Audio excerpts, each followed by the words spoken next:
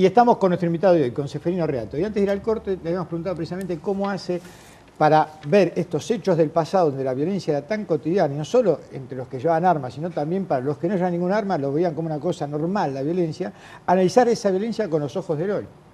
Bueno, es una gran pregunta, porque yo creo, y por eso estoy en contra de la teoría de los dos demonios, que no era dos demonios separados y en el medio había una sociedad que no sabía lo que pasaba. Creo que en esa época había violencia política porque mucha gente pensaba que era legítimo, que era justo, que era bueno dirimir los conflictos políticos con la violencia.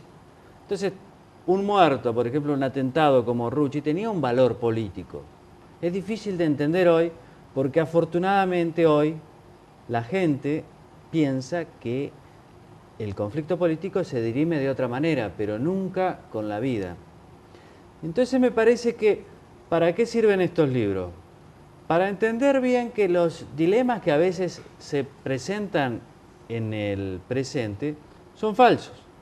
Es decir, así como me parece que los dos demonios no existieron, tampoco existieron demonios y ángeles, porque las organizaciones guerrilleras utilizaban también la violencia con fines políticos. Eran organizaciones político-militares. No defendían la democracia, no defendían los derechos humanos. No es necesario fabricar ángeles donde no los hubo, porque eso de alguna manera es utilizado en el presente, o era utilizado cuando el kirchnerismo tenía vida, todavía tiene vida, pero está bastante golpeado, cuando en el esplendor del kirchnerismo servía para justificar esa pelea entre buenos y malos, entre amigos y enemigos, con la cual el kirchnerismo hacía política. Entonces se peleaba con un grupo de medios y los vinculaba a lo peor del pasado. Pero eso era una estrategia política nada más. Ceferino, volviendo al libro, a Viva la Sangre, que es un aspecto que por ahí conocemos menos, que es el Córdoba, cuna de las revoluciones, de los golpes y también de focos guerrilleros y de una mirada diferente por ahí al resto de la Argentina. ¿Vos estudiaste esa génesis? ¿A qué se debe? Bueno, es muy interesante porque Córdoba me parece la otra ciudad, ¿no? Frente a la ciudad de Buenos Aires, la otra ciudad que viene desde el fondo de la historia. Es una ciudad muy rica culturalmente, históricamente, políticamente. La Universidad Nacional de Córdoba fue la primera de la región, acaba de cumplir 400 años, fundada por los jesuitas. Toda Córdoba siempre fue muy rica en la política. Siempre fue una ciudad con muchas corrientes internas, porque era la cuna del conservadurismo católico. Y está el mito de Córdoba de las campanas, ¿no? En cada esquina una iglesia. Una iglesia, claro. Pero también es la cuna de la rebeldía liberal en algún momento. Y está la reforma universitaria del 18, que después fue copiada nacional y regionalmente. Es la Córdoba rebelde. Y está la Córdoba revolucionaria, que es la Córdoba del Cordobazo, de la revuelta popular de 1969, lo que decía el dirigente de Luz y Fuerza, Agustín Tosco: vamos a hacer la patria socialista y Córdoba será la capital. Y hay otros mitos de Córdoba, la Córdoba la heroica, donde comienza la Revolución Libertadora que derroca a Perón. Es decir, hay muchas corrientes. Y también por esta cuestión del destino, el último lugar donde Fidel Castro dio discurso público. También. Y en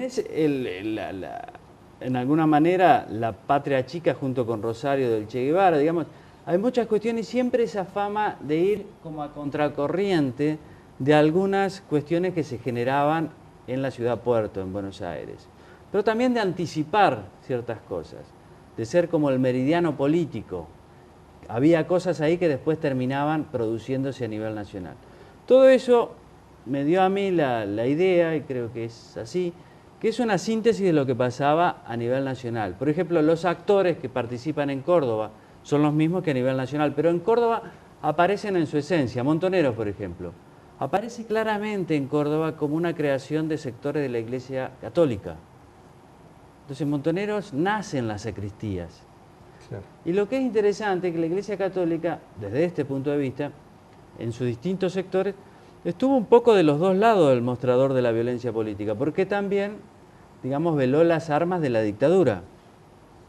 Entonces, se hace bien complejo, pero muy interesante, y siempre me ha interesado Montonero por esta cuestión, ¿no?, de vincular fuerzas que se daban a nivel nacional, ¿no? En alguna manera es también como el peronismo. Acá tenemos algunos televidentes como Graciela San Antonio de Padua, que dice que no debería haber habido ningún desaparecido en la historia de nuestra Argentina. Y Marcos de Santos Lugares pregunta: Ceferino, ¿cree usted que los asesinos de Rucci están ocupando un cargo o tienen alguna relación con el gobierno nacional o provincial? Bueno, yo no sé todos los nombres. Yo me acuerdo de Operación Traviata, en la introducción yo dije, bueno, voy a colocar los nombres en este libro de las personas de las cuales esté totalmente seguro, que haya chequeado con sus familias, incluso de los muertos. Pongo nombres de muertos, hay una fuente que me dice, no, hay 2 vivos, me dice uno, un empresario que se dedica a temas de publicidad.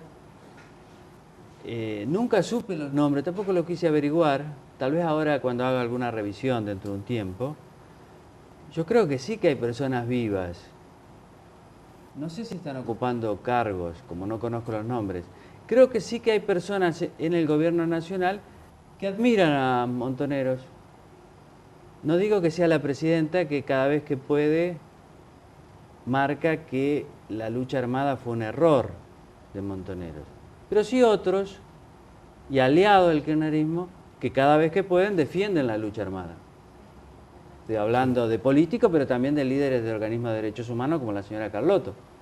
Es decir, la alianza kirchnerista es heterogénea en este punto. Creo que hay personas que fueron de la JP, pero que están en contra de la lucha armada, no lo dicen mucho para no ofender a los otros, a los que, habiendo sido de la JP o no, todavía defienden la lucha armada. Otro aspecto, Ceferino, vos has estado ligado a la política vaticanista durante un tiempo. ¿Qué opinas hoy de la política que se ha dado Francisco respecto al Vaticano? ¿Y cómo se debe vivir ahí adentro estos cambios? Bueno, yo creo que mucha gente debe estar nerviosa. No él, que se lo ve espléndido, ¿no?, como nunca. Creo que está haciendo un papado que va a quedar en la historia. Es una persona trascendente, nos deja muy bien. Es muy bueno para nosotros, incluso para superar la tragedia de los 70, yo creo que va a ser muy importante. Tiene esa frase ahora que habla de la cultura del encuentro. Todavía no la ha dicho mucho en los últimos discursos, que está más centrado a cuestiones globales, más urgentes, que tienen que ver también con la reforma de la Iglesia. En la Iglesia primero, para elegir un papa, primero se elige el perfil, qué papa necesitamos, y después los electores, que son los cardenales, designan quién es la persona entre ellos más adecuada para cumplir esas tareas. Y una de las tareas es reformar la Iglesia, ¿no?, hacerla más cercana a los fieles. Y él habla siempre de eso, que la curia, o sea, el gobierno central de la Iglesia, está muy alejada de la gente, que está muy consciente pero de sus propios intereses.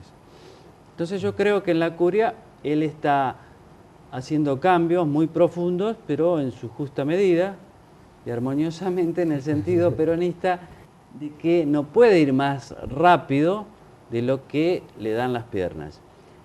Y está eligiendo predicar mucho con el ejemplo.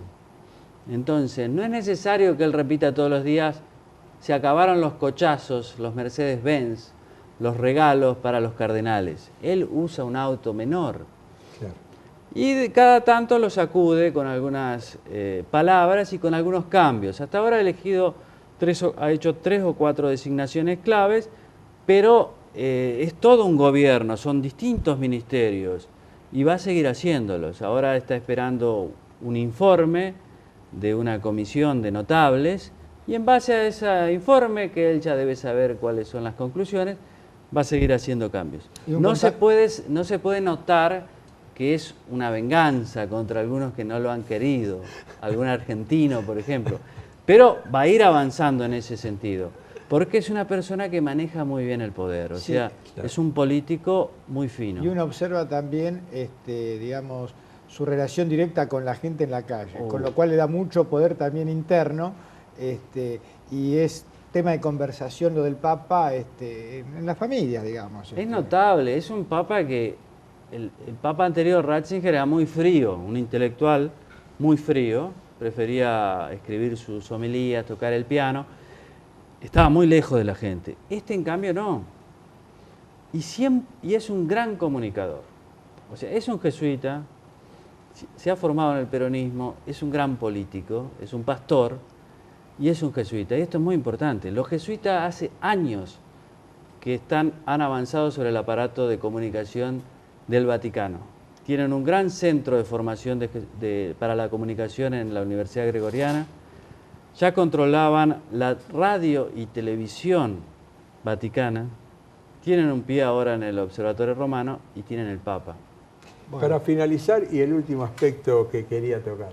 Vos sos editor responsable de la revista Fortuna. ¿Cuál es el clima del empresariado hoy? Bueno, para ellos ya terminó el año.